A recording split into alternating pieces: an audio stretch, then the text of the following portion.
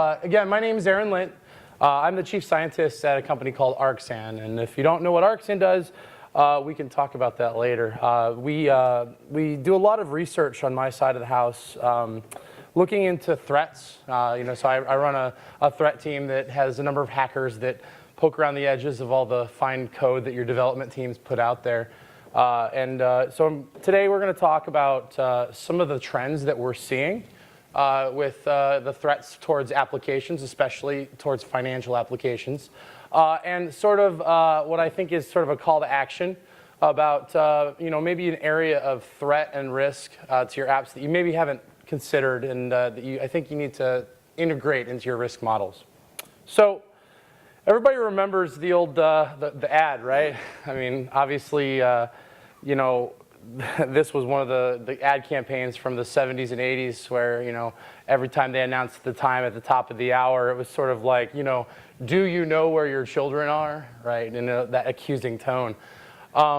So the funny thing is that as we were trying to come up with the way to phrase this call to action that I'm going to deliver here, it was like, well, really, I think the point of view is that if you want to have good due diligence about being able to see how people are interacting with your application in the wild, you've got to, figure out some way to check in, right? There's got to be some way to see, what's actually happening. I mean, great pen tests are good, right? Being able to get feedback from the users is good, but it's really hard to know what to defend against in terms of existential threats if you don't have any feedback. If you don't have any signals, this is why we're putting all of these little sensors all over our houses, whether or not they're reporting back somewhere in the cloud. We can talk about that over a beer. But so, the spending is following the trend too.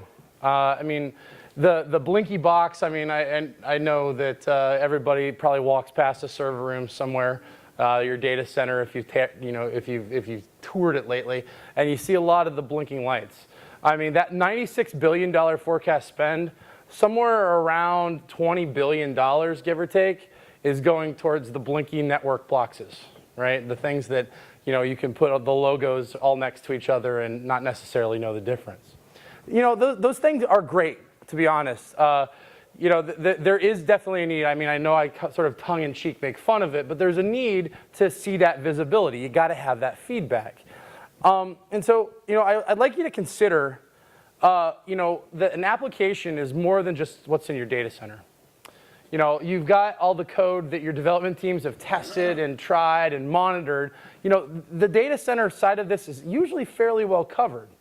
But the problem is that in terms of the apps that go out to the wild, the code that's running in untrusted devices, they sort of intimately have the information about what's in your data center and give an attacker a foothold to expose and start nibbling around the edges and possibly perpetrate some fraud or personal identifying information leakage, which, incentivizing, the incentivization to be aware of PII by the whole GDPR regulations has been a really interesting, path where, companies' risk has to now take into account the fact that, guess what? Now there might be real financial penalties on the back of ignoring some of these risks.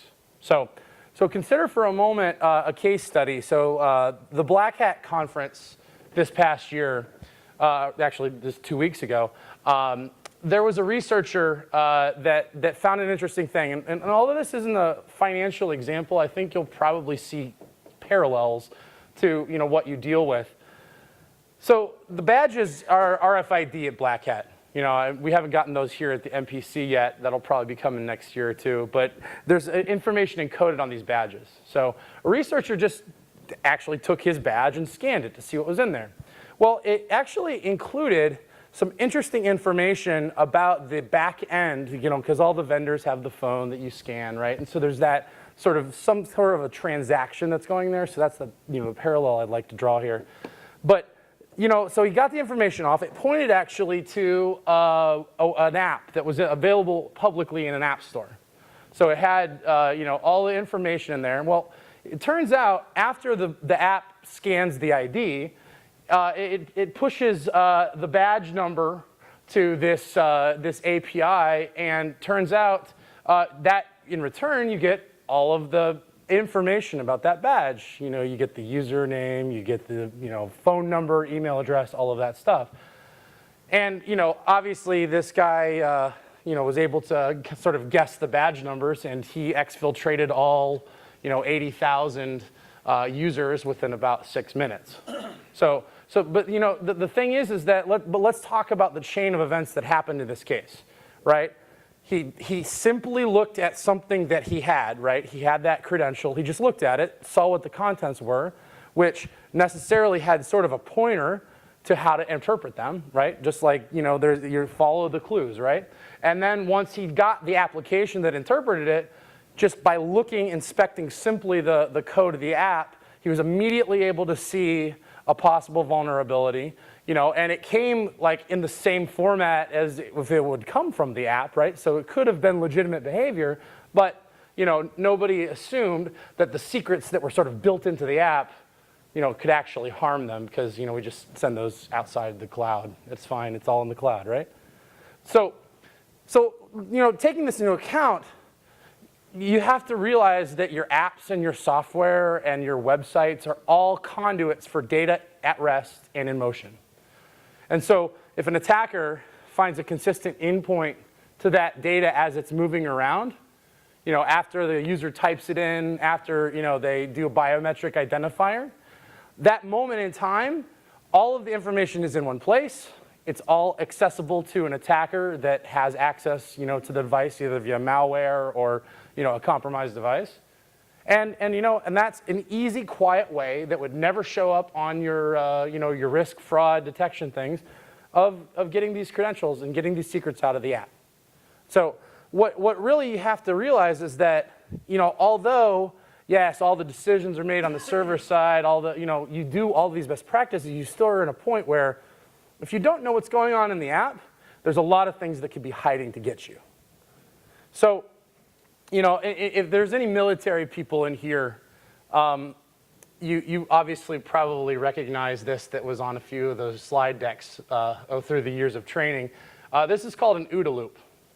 It's a basic format for iterative improvement in every process, right? And so the problem is that it's a cycle that goes in. You have to start with the observation before, in the orientation to make sure you're going the right direction.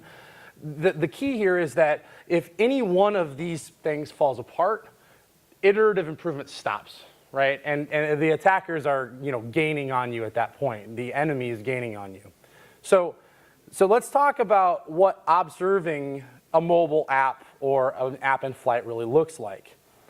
Observation is the network way of life, as I was mentioning before. These interesting pieces of equipment, the SIMs, the things that calculate all of these suspicion levels and risk levels, they take a lot of input. They take input from firewalls, they take input from RASP, the runtime app self-protection on the server side, and they take input from your containers to see the health of them. But the problem is, as we talked about that application stretching a boundary, you really have to have some sort of feedback loop and the ability to sort of know whether an attacker is legitimately, using this app versus just trying to make it seem like this is coming from the middle of nowhere. You can actually see the difference between those two things if you have some sort of instrumentation to see what's going on in the wild. And so, there's been sort of a picture that you get if, for anybody that deals with security operations centers, and the people, the analysts that sit in there, they sort of take on a role of this forensic investigator a little bit. Right? So you see, oh, there's a huge anomaly, something, suspicious transaction, great. Well, where did it come from and where was it going is the next question, right? And so you take a look at all the correlated logs on the network and you say, oh, well, we got this from this IP address and, we've got this consistent pattern of these things happening over and over. Well, the question is, how do we know where it's coming from? There's a certain, sort of thing that might be difficult. Network connections can bounce all over the world. How would I detect, a malicious user logging into 10 user accounts on my app? 10 different ones, maybe they got credentials and they're trying to do that. How would you see that from the perspective of the network, where you can move around the internet really easily. You have to have some sort of ability to correlate the actions of the app on the device with the things you're seeing on the other side. And so there's sort of this picture that's been, that's been building, but you have sort of this, leap of information at the end if you don't know what's going on the client side. So, let's talk about identifying that sort of anomaly from that perspective. There's really three cases anytime you see something like this. Number one, it's a legitimate app and it's just something you don't expect, right? Like the app is fine, nobody's tampered with it, the attacker hasn't, put any malware in there. And it's just something that, might be a risky transaction that somebody's doing normally, right? It might be something that normally sets off your fraud alerts. Secondarily, it might be a compromised application, right? So knowing whether there's a chance that malware is instrumenting this user's session and trying to push transactions through, it's important to know that, hey, maybe the app or the device is compromised.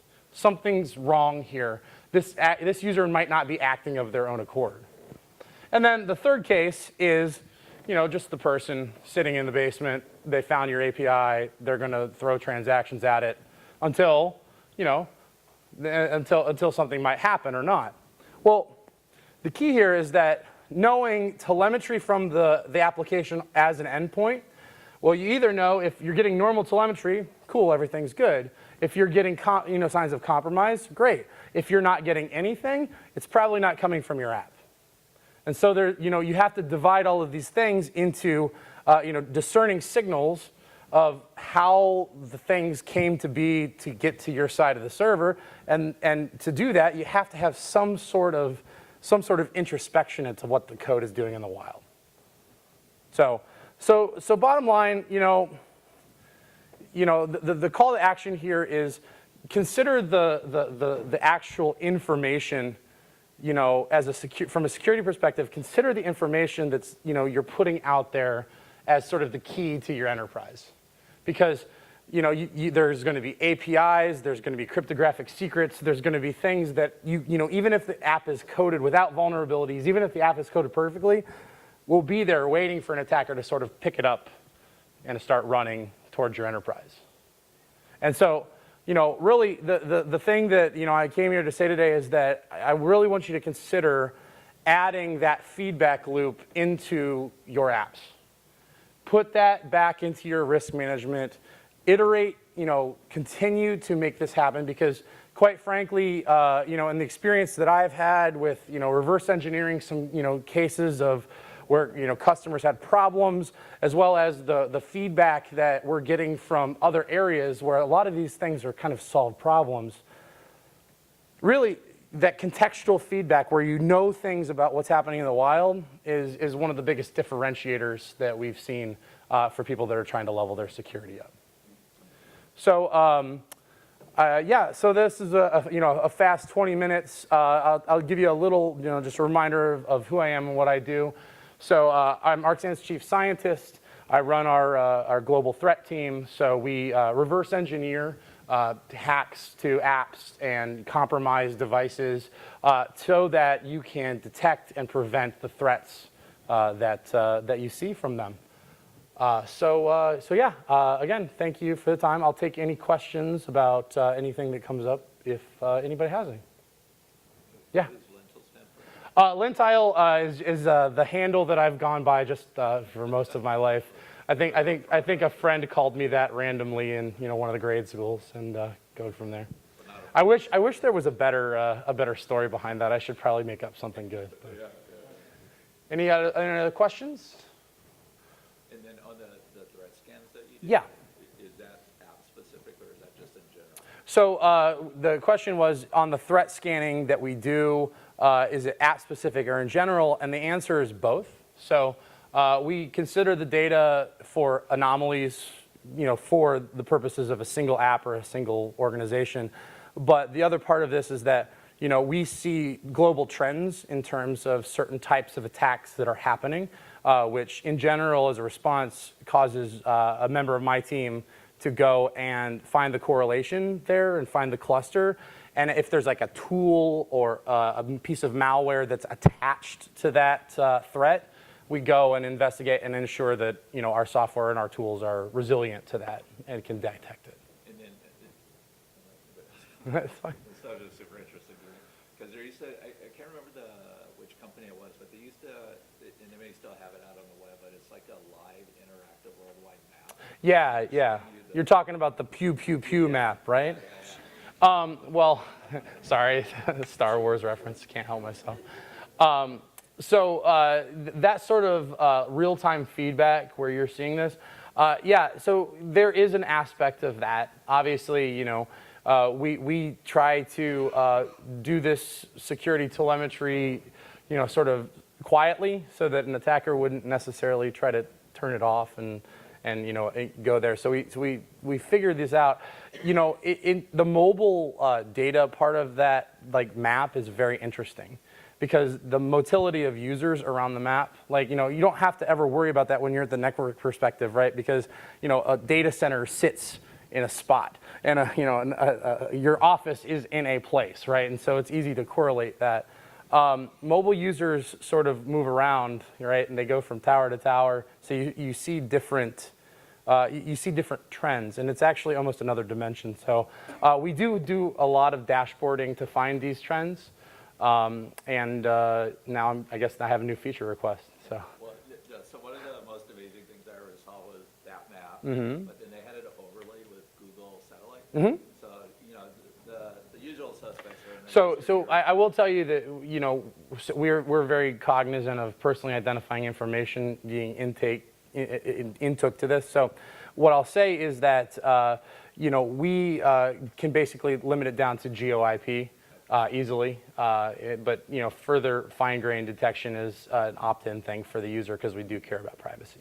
Okay, so what I wanted to ask you, to me the most amazing thing that I saw with that was as you Google Satellite into Mm-hmm. cities, but then a large majority of the attacks were coming literally from the middle of a desert. Mm. And then when you looked at Yeah. it from a satellite, there's no buildings there because it was like an underground bunker. Sure. So it was state-sponsored.